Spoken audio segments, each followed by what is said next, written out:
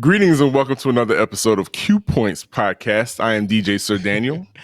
And my name is J. Ray, sometimes known by my government as Johnny Ray Cornegay III and Sir Daniel. For the first time in Q Points history, I am not the only Johnny on the show. That's correct. Q Points Podcast is the podcast dropping the needle on Black music history. And it's so funny, before we get to our special guest, J. I was running up and down these steps trying to get ready for this recording.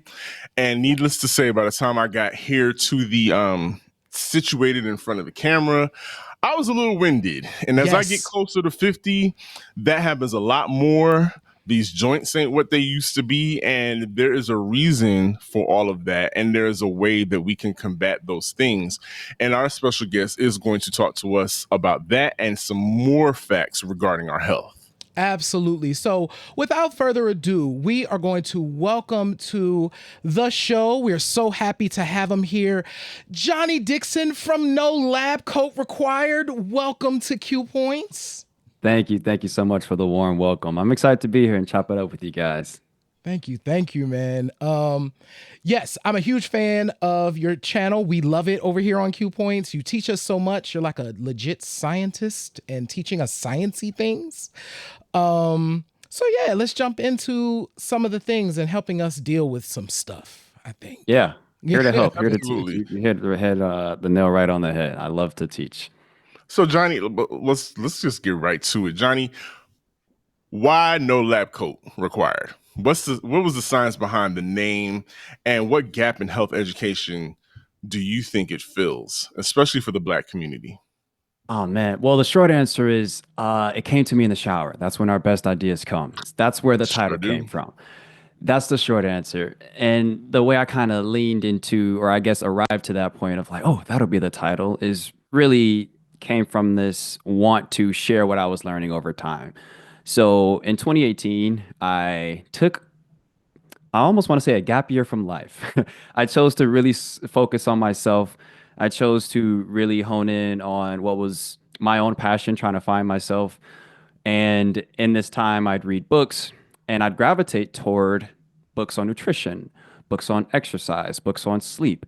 And as I read these books, there is a ton of misconceptions that become unraveled, and you learn these things. You have all of these aha moments like, oh my gosh, I never knew this, or this makes so much sense about, I don't know, cholesterol, and you start to piece these things together. And for me, I love the body. So piecing these things together was like solving a puzzle. That euphoric end, when you finally put that last puzzle piece in, I'd get that over and over when I read these books and make these connections. And needless to say, it felt really good to learn.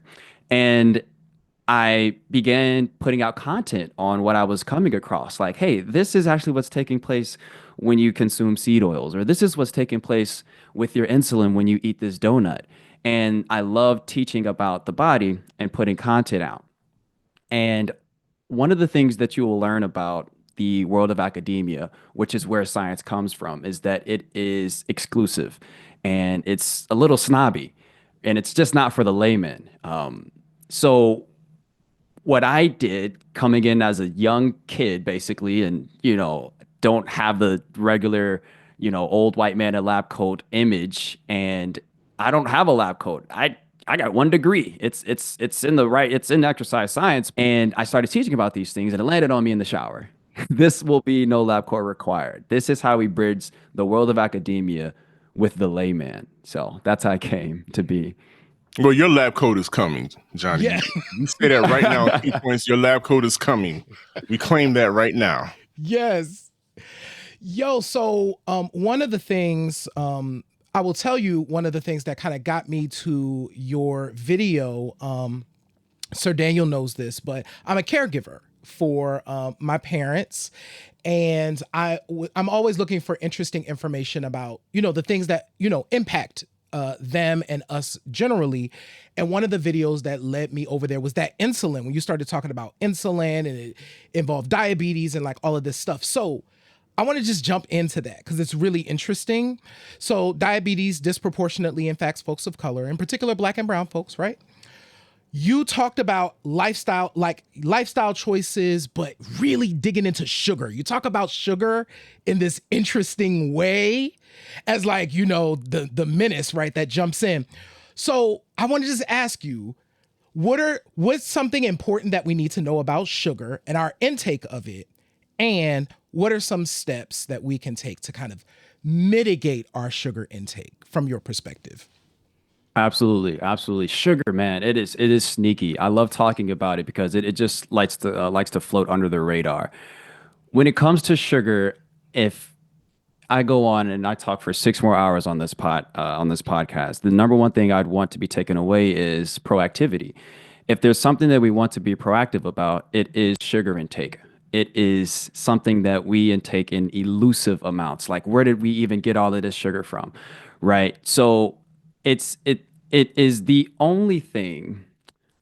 You got to be careful with saying words like only when it comes to science, but for the sake of it, it really is one of the most dangerous molecules when consumed in excess. It's the only thing that can just absolutely slash your biology. It does not care who you are, what your background is, your skin color. It's like, hey, we're gonna do what we want here. So that's why I like talking about it in that sense, because you can characterize it. Now, is it inherently evil? Absolutely not. But when we talk about diabetes, we have to talk about where does that come from? And it doesn't start when you're 40, when you're 50, when you're 60. It starts when you're younger than me, when you're a teenager. So it's a big thing that regardless of where you are, you kind of want to hop on immediately. So that's why I talk about it, and characterize it in such an interesting way. So sugar is like this. Let's start top level, carbohydrates. So when we talk about carbohydrates, we can put a lot of things under that umbrella. We can put potatoes under there, starchy foods, potatoes. We could put rice. We could put pasta. And then there are the more obvious, blatant forms of sugar intake. 2-bite brownies, which is my personal favorite. And you have candy, But then there's the elusive forms, which the most elusive form is, I'd say, is juice, which is one of those certified fatteners because sure, it's the sugar from a fruit, but what we're doing is we're extracting basically the sugar only from the fruit, which the body expects us to consume in tangent because it comes with fiber and it'll have a more balanced impact on our blood sugar. So when we consume that sugar from just that fruit and it comes in a form of juice and it ends up having the same impact as a Jolly Rancher, right? A few Jolly Ranchers at that. And that's when the sugar really starts to pile in. So when I say it's elusive, that's what I mean. It'll sneak up on you. So when it comes to action steps, proactivity is more so the attitude that we have to adapt. And I would say there's a few things. The first thing I'd say is we have to be able to measure to some degree, right? And that's what gets measured gets improved. And when it comes to measuring our food, you can get really in the weeds of it. You can get really granular and it become a task. I don't want that to happen because that's just not sustainable. So when it comes to actually doing something that could be sustained, it's like, what does this actually look like? Because the average person that goes to make an attempt and change their diet, they're going to say, you know what? I'm done with bread. And that's a good start. That's a decent start. But you end up probably not eating bread for at most 36 hours. And then you see some bread that somebody brought in. You're like, I mean, I went well for 36 hours, right? There's no parameters set up. So there has to be an end goal and there has to be a way to track your progress. I love challenges. So this is something where it's like, well, challenges, I don't know. I mean, I just do this thing for 6 weeks and then I have to get off. Well, no, in a challenge, you really do it and it has a great result at the end. But what's important, what's cool about a challenge is that you get to understand where your weaknesses are. And that leads me to my third rule. Restriction doesn't get us where we want because it's not sustainable. We get a bad attitude when we're told we can't have something. So the thing I want to put an exclamation point on is permission under conditions. And this is the idea that I can have my 2-bite brownies, but maybe just twice a month. And this then allows me to say, hey man, I'm on point with the gym, I'm on point with this and this and this, but I get to reward myself twice a month with my brownies. And it's less of like no, and it's more of a condition where you say yes under X condition, right? If we make it mathematical or whatever. But I think those are the really the core tenets to being able to set us up for success in terms of action steps to avoid sugar. So, real quick recap. You got to have proactivity. You got to be serious about it. How bad do you want it, right? And then don't make it so hard on yourself.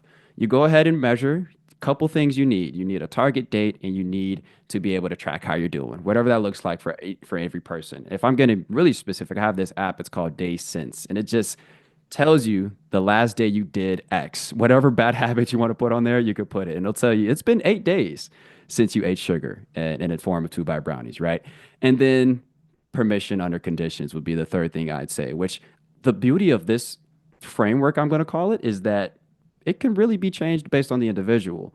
So if that resonates with anybody, hopefully it resonates with the listeners, but I think that really starts up here in the attitude, and then it kind of just it plays out in a practical way to where you be able to navigate that elusive sugary world. See, Johnny, right now you're speaking to my soul because everything you've mentioned, like getting an attitude, there have been times where I legit will be watching something on television and there'll be like a million experts telling you, well, you can't eat this now because experts believe that this was going to lead to your leg dropping off. And well, if you eaten now, what you need to do in order to lose 50 pounds is you need to start eating more of this. And so after a while, especially somebody that like me that has dealt with weight issues for the majority of their life and is trying to do things to make subtle changes. And I love what you said about putting things in context and giving yourself an action plan, giving yourself a buy or a to date of things to happen and to then renegotiate or just check where you are, because I think that is very helpful. But I got to tell you, um, there's a lot of noise out there. There's a lot of people telling you, giving you saying that you should eat this, and you need if you're not eating, if you're not gulping down 2 teaspoons of flaxseed oil a day, and you're not living right. And there's just so much information. Everybody's an expert, Johnny. Everybody is trying to get us to buy into and literally buy into some type of for a lifestyle change, whether it's a diet or exercising, working out. And we're going to get into, and I want to talk to you about the trainers, all the trainer culture that we have now. Someone like me, and I know there's plenty of us out there that are trying to find a balance, which I think is the correct word that we should be using or that we should be applying to our lives and how we eat. But then we're looking for that balance, but then where's the joy? Where's the joy in eating? Because there's some super healthy people and you see what they're eating and they'll tell you straight up. People have told me, so there's straight up people that were like, oh, I don't eat because I enjoy it. I just eat to fuel my body. You know that gym bro. Oh, I just eat to fuel my body. I don't care about how things taste and blah, blah, blah. But then that's a small majority of people. What about the rest of us that, for all intents and purposes, food is at the center of all our celebrations? Um, we talk about it. We talk about it daily. When you get to work, you lean over to your cubicle mate and say, "What are we doing for lunch?" And then and then on social media, we've got all these influencers that are, doing the ASMR and tapping their fingers all over all the food ingredients as they chop up stuff and make food all the time. We're not escaping from food, so I guess where's the joy? Where's the joy in eating nowadays? And how do we incorporate changes in our diets to protect our health without feeling restricted, overly restricted? Wow. Yeah. Where is the joy? Um, I am I still am by trade a fitness instructor. I don't do it as much. YouTube is really the main bulk of what I do every day. But if my old boss calls me in and say, "Hey, come coach a class," I'll happily do so. So I've dealt with hundreds and hundreds of people right here in Chicago, that are trying to figure out like, "Hey, is it a diet? Is it a lifestyle? What is it? What can we do?" Hey, calm down. First thing we need to understand is that This is a shared uphill battle. We all have a common adversary, and that is convenience. We all know that on our way from home from work, our way to home from work, we're going to pass six minimum tempting fast food restaurants where we could be served food out of a brick wall. And we're gonna want to do that and think about the steps it takes. It doesn't take many steps at all. Convenience is the modern day adversary. And for modern day adversaries, we need modern day weapons. You're not going to take a club and a stick to World War III. You're just not gonna, you're gonna get squashed.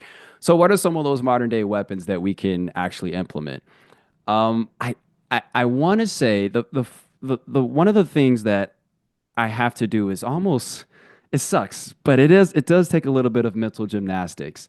You have to relearn that good that good is not necessarily synonymous with unhealthy, right? So a lot of times we have these foods that we really enjoy. Let's keep it in house. Collard greens, soul food.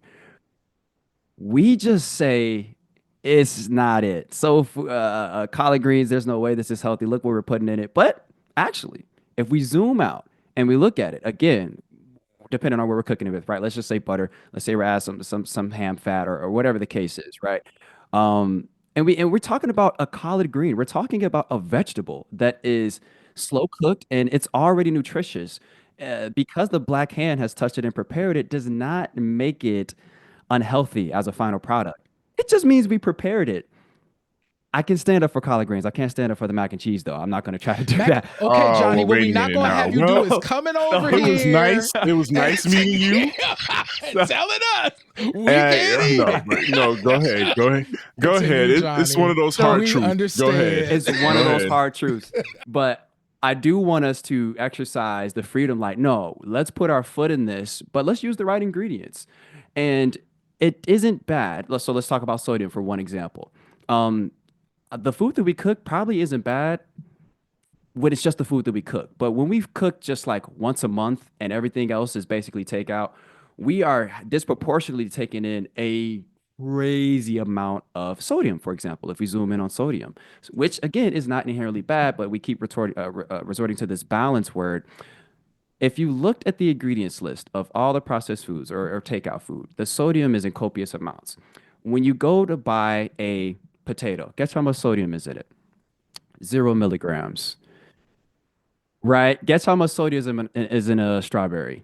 0 milligrams. Guess how much sodium is in a tomato? 5 milligrams. So when we talk about starting with foods that are whole foods, we're talking about foods that have next to zero sodium. It's only when we want to add our sodium is where we actually start to make the difference. So we add our sodium and we're like, oh, we shouldn't be adding all this salt. But no, it's not really the salt that you're adding. It's the fact that 4 out of 5 days of the business week, we were eating processed foods for multiple meals. And that adds up. That basically is the bottom line. So we all have an uphill battle. I was just out this last weekend and I'm like, y'all going out for burgers? Like Mhm. where at? Can I swap out the bread for lettuce? Like so, it's Mhm. tough. It's tough. Mhm. You standing Um, over there in the corner like, "Psh, man, y'all, Man. listen. But real quick, I want to stop you real quick, mhm, Johnny, and throw in another caveat. It's no secret we are. I'm so tired of hearing about it, but we're in tariff season, and things that really affect how we eat now is going to be the price of food. Woo. And so some people might feel like it's simpler, and I know it's a trap. It's definitely a death trap. Those value meals Yep. might be a little more affordable to somebody who's already living on a very strict budget. Whereas if I want to go down and get some organic vegetables and Mhm. fruits and things that are better for me, I have to make a choice now on how much am I going to spend in order to eat. I can either satiate my hunger now and be able to Mm. sleep throughout the night and get up and go to work the next day, or I'm going to spend a little bit more and hopefully prolong my life Right. down the end. Those are things that speak to those decisions that people are definitely having to make these days. Yeah, so I'll couple this in with the question you asked earlier. It's like, where's the joy? I got it. Not Yes. only does it take an uphill battle to eat healthy, but it costs how much? Yes. Eggs are $700 per carton right now. Right, Johnny, so as a it's person who crazy. loves eggs, Yes. I be over it. I'm right there with you. I've never questioned if I should pick eggs up or not, but now it's an actual question. I don't know if this is worth the money right now. So it sucks. And one thing I'm not going to do is come on here on the Q Points podcast and act like there is a legitimate, convenient answer for everything. I think that when it comes to some of us that are disadvantaged economically and we're in the inner city and we're surrounded by fast food, and stuff costs and we can't necessarily afford it, it does take the helping hand of some. So we're in Chicago. We have a nonprofit program called Dion Chicago Dream, and this brother is doing some good work. He is literally increasing food security by going out and setting up distribution channels to just literally give people fresh food. Those of us on the South Side of Chicago, black and brown skin, right, that are in Inglewood that live in what we call a food desert, just not the same access to grocery stores as other parts of the nation. So we need stuff like that, right? Because it really is an unfortunate reality of the world that we live in. Stuff is going to cost. Now, what I will say is that it's going to cost, and it's really going to depend on asking yourself this one question, which helped me kind of with my mental gymnastics. And that is this worth it? You have to walk into the grocery store and look at blueberries versus the blueberry fudge filled granola bar like processed fruits snack and say, like, is this blueberry worth it? And if you don't have a strong enough why, you're going to fall every time. You're going to fall every time, right? And there's in seasons where my why is so strong, it's like you can't get me to eat a morsel of processed food. And there's sometimes where I'm like, it's going to be the blueberry filling this time around. I don't know about getting. It really does come down to, because if we want to talk about the economic side of it, because I do think price discourages us, but I also do think we come up with some legitimate excuses to just get what we want. So I do think it does take a little bit of again, it's proactivity, but it's also a saying like, okay, let's talk economically. What are some swaps I can actually realistically make? Because vegetables are actually the cheapest food group. Vegetables per se. Fruits are a little bit more on the high side, but vegetables are actually the cheapest food group, right? So we do have some serious, unfortunate economic things taking place, but you have to be able to look at a food and ask yourself that question, like, is this worth it? Now, where's the fun in this is, again, it kind of comes back down to two things can be true, right? This can be good and it can be healthy, right? Just because I cook and I prepare it doesn't mean it's bad. It's just about using the right ingredients, right? Our food is information, right? Our ingredients is information. We bring all these things together and we make our meals. The best way I can put it is from farm to plate. Who has more influence over your meal? You or the food industry? If it's the food industry, you're going to get a lot of salt, a lot of sugar, and a lot of seed oils, right? And if it's you, even if it's on the sweeter side, even if it is, it's not a hot and ready meal, but you want to do hamburger helper, have some carbs, you may want to do a little cheese in there or whatever. You're probably better off, right? You're starting that off from scratch than getting it picked up. And that if that empowers you at all, it is really that you having the most influence is one of the most advantageous things that you can do when it comes to preparing your food.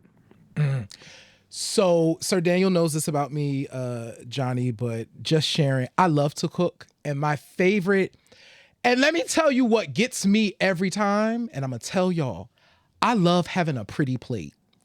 Johnny Cornegay loves him a pretty plate of food that I done got up in that kitchen and whipped up, that's got colors. I literally cook based on what colors are on the plate. So You're not going to catch me with a brown plate. No. I am going to have a mixture of things. It's going to be some reds and some yellows and some greens, you know. So that's a tip that I always use. Like, yo, shop for what that plate going to look like at the end. I like that. I like that. Make sure them colors like gonna make you do something. I'm gonna put some pictures up as it relates to this. But okay, let's get into. We have a few more things we want to cover with you real quick. Awesome. So Johnny, you mentioned this already. You worked in the fitness industry. Working out can be a challenge, right? For a lot of reasons. People will cite lack of time. And I get it. It's real, right? You know what I'm saying? In some instances. But I'm going to use an I statement. I always feel better after I've worked out. So my favorite actually workouts to do are typically outside.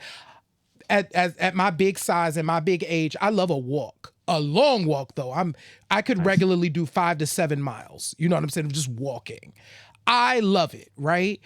But there's barriers that get in the way. So what are a couple realistic workout strategies that you have found that might work well for folks? Oh man, absolutely. So that's a loaded question. So I got tossed into the fitness world right coming out of college, and I got a sense of what it was to coach people that are looking to better their lifestyle through fitness, through group training. So I'd get on a lot of calls prior to people joining the gym just to see, okay, like what tier do you want to join? What program do you want to get into?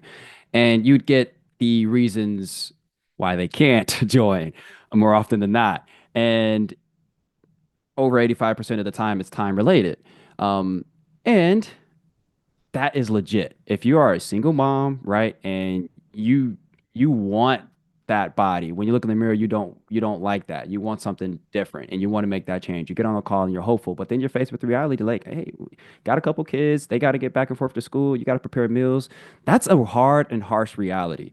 But does that mean that you have no options? Absolutely not. Absolutely not. So I'll be happy to empower that crowd, but then also speak a little bit to that time factor as well. Because one of the most practical things that I used to tell some of the clients is, hey, let's audit it. Let's audit the time, right? And let's see if there are any places where you can find 30, 45 at the most.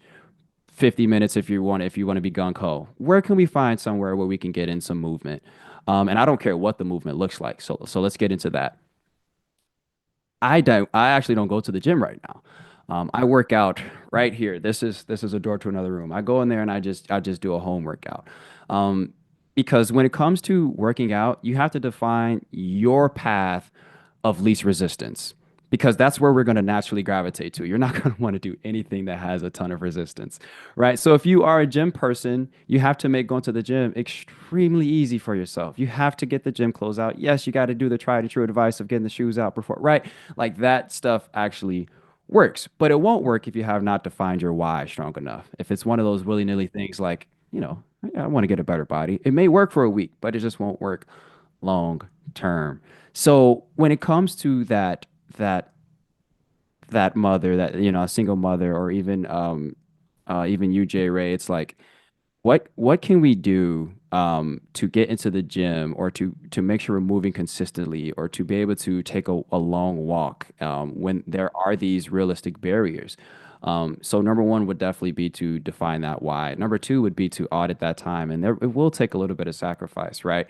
At the end of the day, we are talking about, this whole conversation has been about what? An uphill battle, right? This is learning and teaching ourselves, almost relearning. How can we wire our brains in a way to say, actually, this is the better choice, and I'm going to execute on that better choice, right? So that is really what I'd say. And I guess if I could speak about myself, what I found that works extremely well, and I don't want to prescribe this as if this is just going to work for everybody, but what I found that keeps me going to this room next door behind me is that I have a killer routine.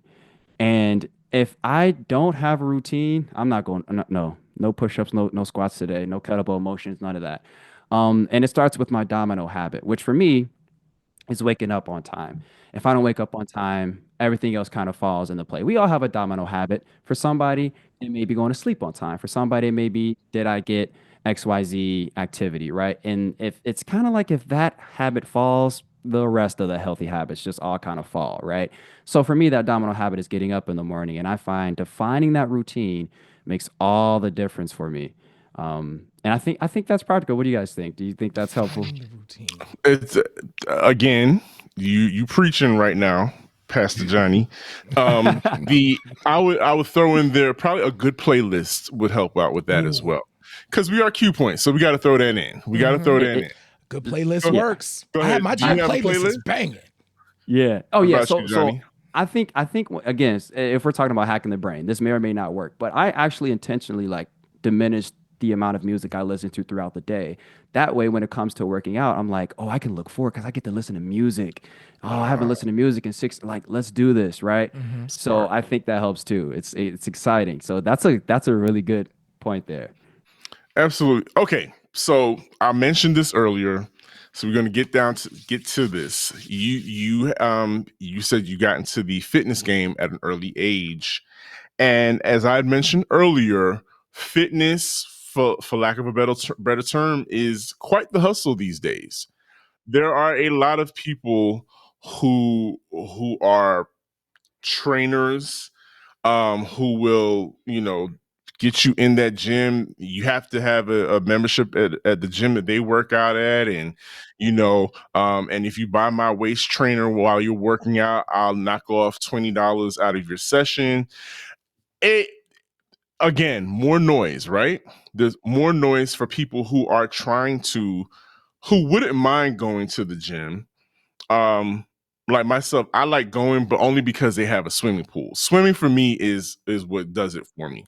Swimming and using the resistance of water, I think helps me as far as my strength building and trying to remain flexible in those things. You couldn't. There was a time though you couldn't pay me to get out on that floor, because that floor. First of all, if I'm not dealing with the person who forgot their headphones and decided that their little pill speaker is the thing to listen to while everybody else is trying to work out, and then you have this person that's got their tripod set up, it's too much. It's too much. But besides that, let's get back to the trainers. How do I pick out a trainer that is a good one? Because I've worked out with people who, after I told them that I have very weak knees, my knees are not that good. After I've told them my age, they didn't take any of that into consideration. They just were just like, no, do this, do this, do this. And, I could have damaged something. I lost some weight, but I could have damaged some, hurt myself seriously. What do, and anybody out there listening now, what do they need to do when considering Absolutely. a partner on their workout journey? Yeah, yeah. So one of the interesting phrases and I want to say the black community. I don't know how well it reaches far out in terms of just how it's said or whatever realm that it exists or whatever. But it's church hurt, right? Black people that go to church for a season of time, they get hurt somehow, and then they're out of church, and then we call that church hurt. There's trainer hurt too. Your trainer can scar you and give you a bad rep, gives a bad rep to the trainers. So, one of the things I felt terrible is if I ever had an inkling of stepping on somebody's toes and disregarding what their disadvantages were. Like, tell me exactly what I need to know, and I'd feel terrible as a coach wanting to somehow magically say, just get over it. Hey, your knees are weak. Doesn't I don't care. Do the squats, right? I was never that coach. So a lot of my clients were lucky, but a lot of them also told me, we enjoy you because you make these modifications for us. So let's get practical first. If your coach isn't willing to make modifications for you, they probably don't even know them, first off. If they do know them, they're not giving to you, then they're just a jerk. So find out if your coach at least knows. And I would, if we're talking practical, man, I ask them on the phone or the meeting or Zoom call, whatever it is. My knees are bad. I may need a modification. What would you do for me? If they can't give you a couple modifications, let's keep going. Let's keep going down a list of different trainers, because you pick a trainer the same way you pick a therapist. They say you're supposed to date your therapist and figure out, you know, who's going to work the best with me emotionally and psychologically and all that stuff. It's the same thing when it comes to getting a trainer. You want somebody who's going to gel with you. I'm a happy-go-lucky guy. I'm smiling. I'm supportive. A lot of people are like, I don't like you as a coach. You are too happy.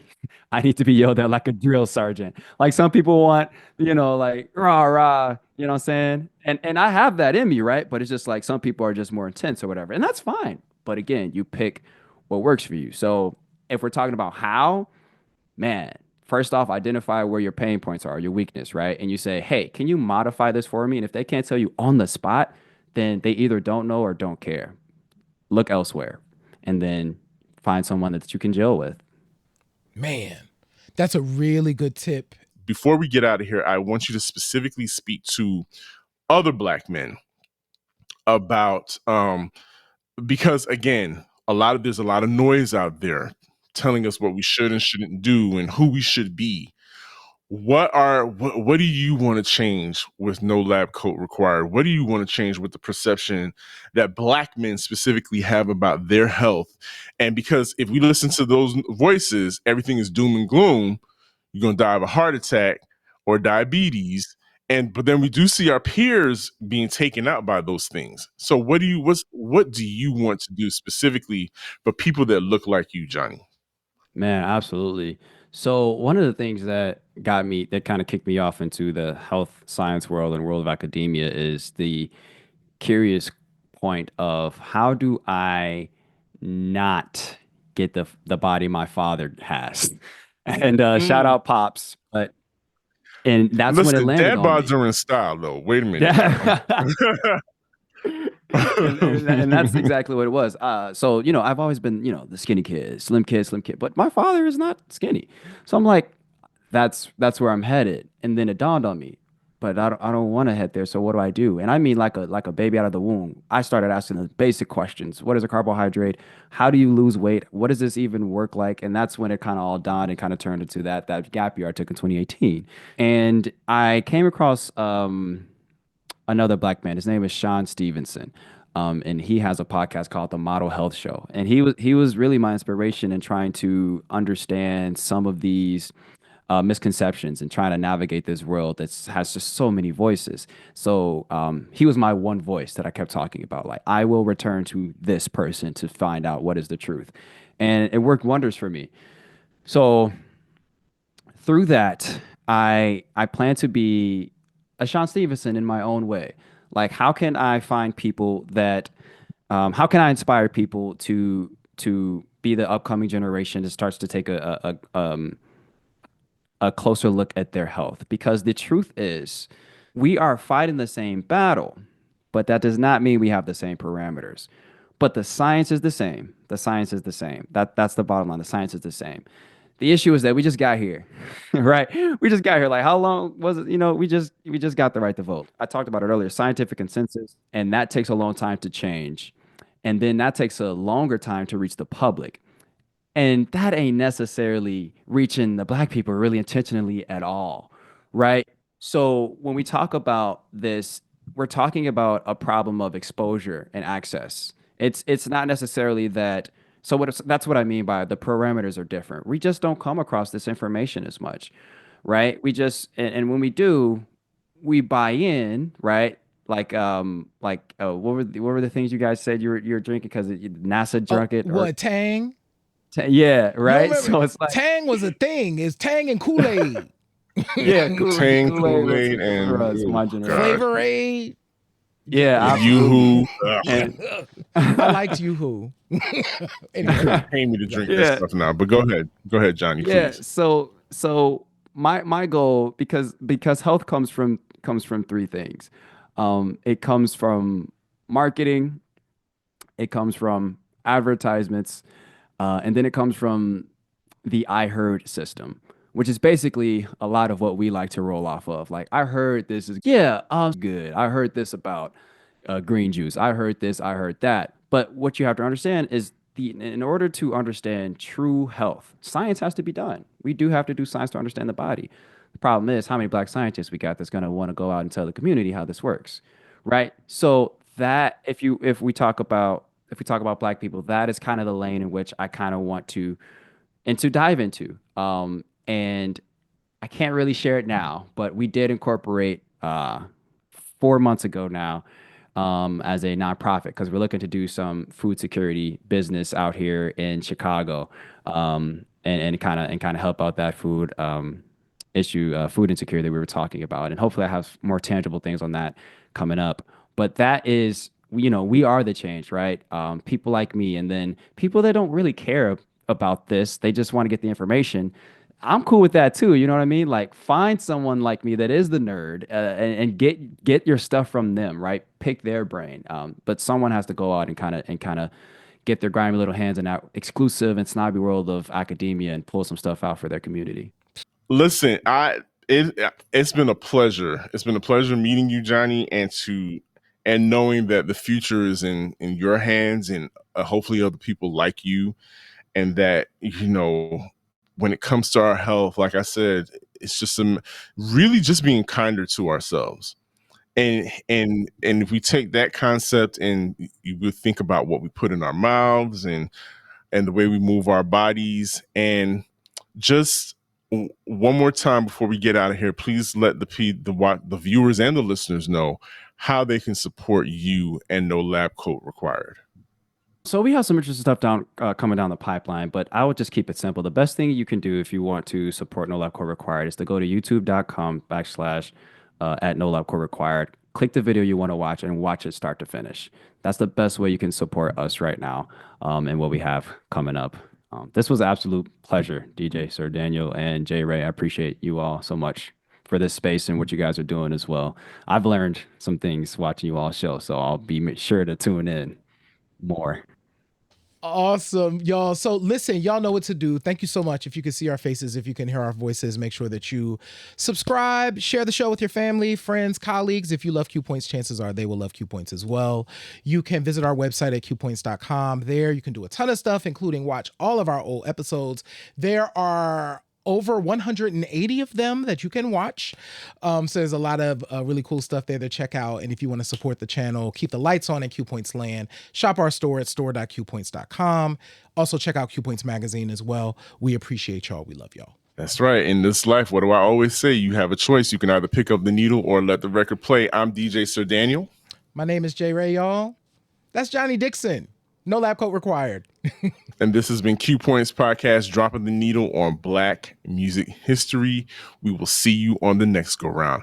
And now I'm about to get a shot of human growth serum along with soursop or that green juice. Some flaxseed oil. That green juice. I heard some kale. Yeah, mix it all together, and that's all I'm doing for the next 30 days. Right. Peace, y'all. Peace, y'all. Thank you.